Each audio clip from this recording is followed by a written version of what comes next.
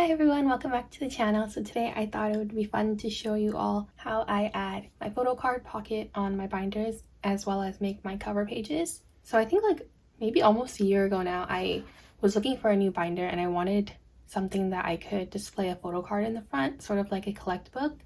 And I was able to find this B&D binder. So I really liked this pocket and how I can store a card up there, but it quickly grew too small for some of my collections. Like this Hitchan collection is a little bit full in here, so the size became a problem. It actually was a problem for my Win-Win collection first, which is why I started to look into different ways I could display a photo card in the front of my binders. So I really wanted to find a regular sized binder that also had the pocket to display photo cards, but there's basically nothing out there on the market yet that can do that. So I searched for days and I finally found like this business card holder is what they call them. It's sticky on the back and you can stick it on anything. So I found this clear binder similar to the clear translucent effect on the B&D ones. I bought this off Amazon, and I bought the business card holders off Amazon as well, and I just stuck it to the cover. And I actually ended up really liking how this looks. It's super cute. I might add some more like stickers and decor to the cover in the future, but I like how simple and clean it looks. And then for the cover pages inside, I really wanted to stick with this checkered theme that I had going on. I bought this off a Korean stationery site. I can try to link it in the comments, but I don't know if I could find the exact link anymore, but I'll take a look. But I wanted to stick with this plaid, but I couldn't find one that was the same size for regular binders. So I actually ended up just making one myself. It's super simple. I just searched up checkered pattern on Google and changed the color to match the color that I wanted it to. I had it printed at my local print shop just on like regular cardstock, so it's a bit thicker, and then I cut the size to fit this binder. So I'll be doing all that today because I'm actually setting up a new binder soon for my Hitchan collection. So I will be preparing my new binder and just showing you the steps of how I do that. But before I do that, I want to show you the different binders that I've done this to. So there's this one, which is a regular sized binder. And then I also stuck it on this like jelly binder that we got for the Beyond Live merch. It was like the scrapbook for the Global Wave one. And I just put pages in here. And I got these pages from B&D as well. Comes with the binder, but you could buy inserts. And I just stuck a pocket to the front.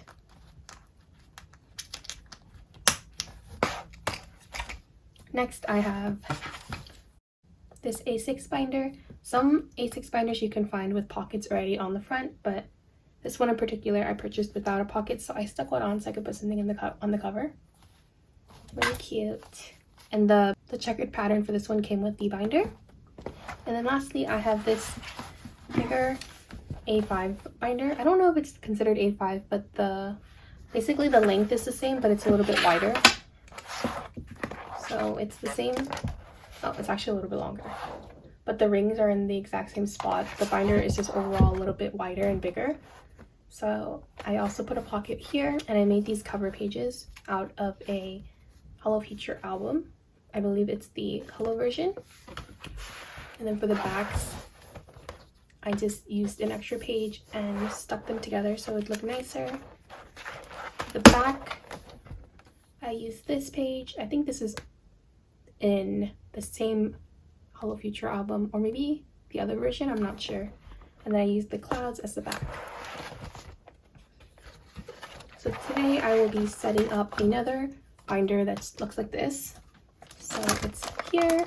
It's also from B&D actually, but I guess they added on the logos recently.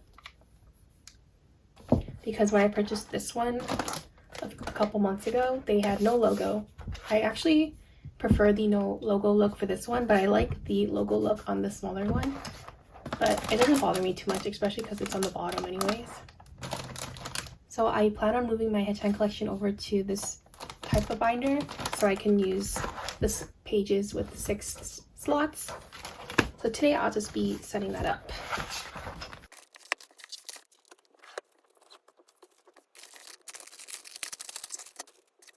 So here's the binder. I always take this string off that closes it up just because I don't like my photo cards being pressed together on the right side.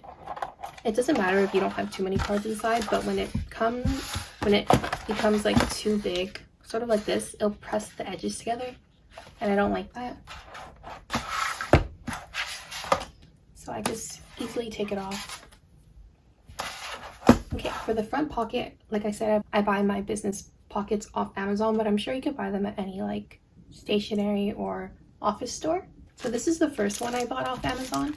It was just a small pack because I wasn't sure if it was going to work or not, and these are top loading, which are, since business cards are horizontal, top loading would be actually side loading for us. So here is an example of side loading. You put the card in from the right side, and this came in a pack of 10. It was really inexpensive.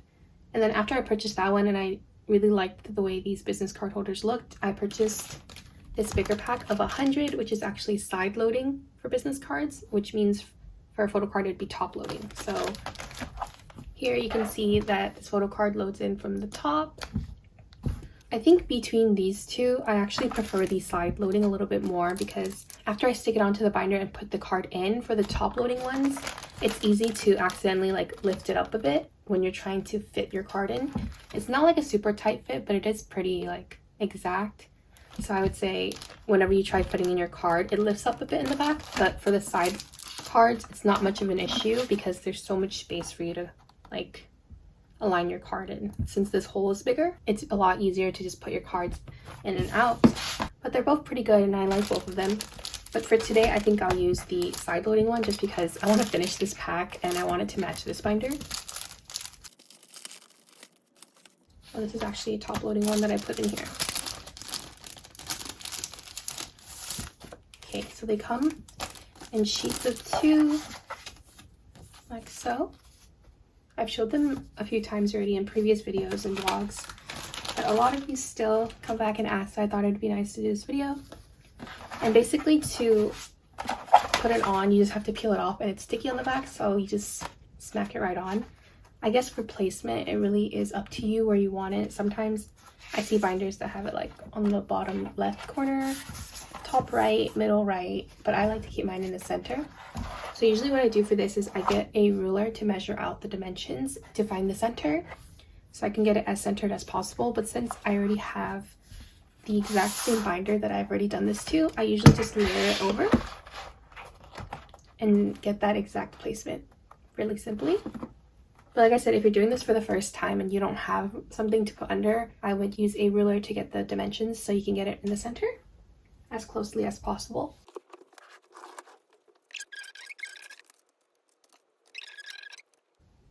So it peels off really easily, and the back is sticky, so you have to be quickly and careful. They do come off though, but I've seen that if I put it down and I peel it off, it doesn't look as good anymore. Like it looks really used afterwards. I think I put it a little bit higher because I wasn't holding this correctly, but let's see. As long as it's straight, it doesn't bother me. Yeah, that actually looks pretty good to me. I really can't tell if it's like completely straight or not, but like I said, it doesn't bother me too much. And to show you, I'll put a card in.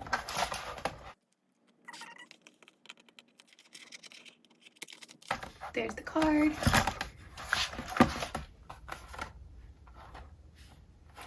Super easy. So now I will make my cover pages. So like I said, it's pretty hard to find the exact same checkered pattern in different binder sizes, since that one was made for A5, the previous one I showed you. This one, for this binder, I just cut up the album because I thought this design was really pretty. So you can basically cut up anything you'd like to make a cover as long as it's sturdy enough. But for this binder that I'm making, I actually did want to keep a checkered print, so I went online and I bought scrapbook paper that's also cardstock and checkered. I could have went to print out checkered design like I did for my Widowin binder, but I actually was too lazy to go print things out, so I just ordered this online. So I ordered a bunch of different colors. I actually really like this zigzaggy pattern too.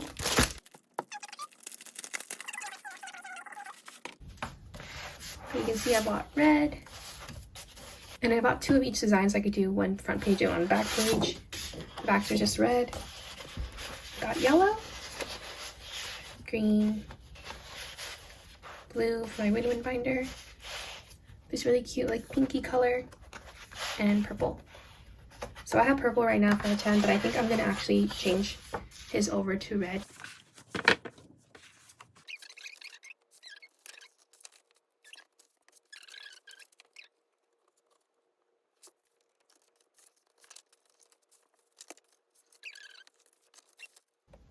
I think I'll just do red actually. I'm so indecisive, but red is his favorite color, so I think I just can't picture it because this card doesn't match very well with the red, but I will be changing that card anyways, so it's okay.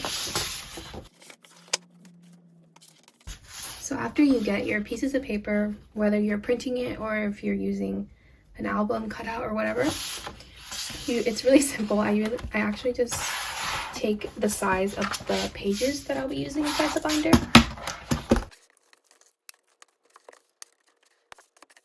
So I'll take the page of the binder that I'm using and I'll kind of just measure it. I'll make lines and stuff so I can cut it straight, but I actually typically make it a little bit bigger than this page. So you can see here, this one is bigger than this page because I like this to be able to cover the whole page when I put it onto the binder. So like if I put this in here now, it covers the pages better than if it was an exact size, because if it was an exact size it would move a little and sometimes you would see like the top and stuff. So I just leave a little bit of room, but you can make it exact. I mean, either way it'll work, but I'll actually just use the size I already have to measure out this one since it's already exact.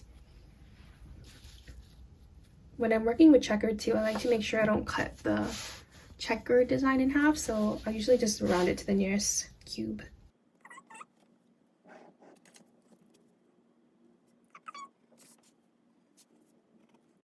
I just use a pencil so I could erase any leftover markings later. And then I'll go ahead and slice it up. This is actually too big for my slicer, so we'll see how this goes.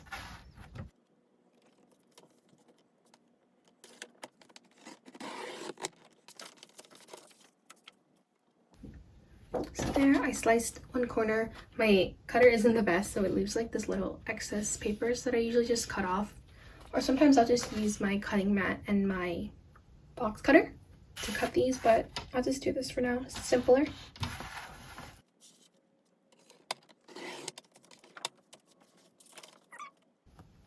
Done. So all we need now are the holes so we can put it into the binder. I like to trace on the holes of something I have already or the pages to make sure that I get the correct spaces apart. I do have a 6-hole hole puncher that I use, but I'll always trace it on just to make sure because I only have one of these pages, so I don't want to mess up.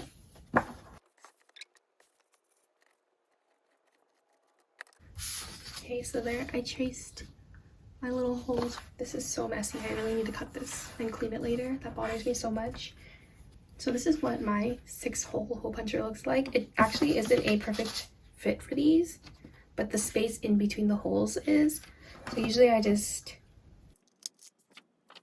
do one side at a time. So like I'll punch this side and then I'll turn it around to punch the other side. You can also just use like a single hole puncher, the hand ones, and punch each hole at a time since you already traced the spaces between them. Or you could even use a box cutter and just cut out those circles as closely as possible.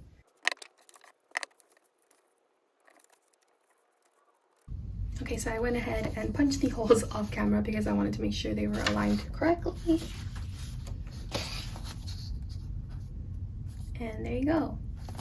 So I'm going to cut off the edges right now, the excess, because it really bothers me.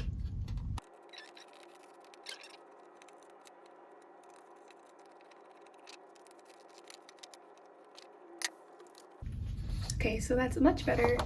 Now I'll show you what it looks like.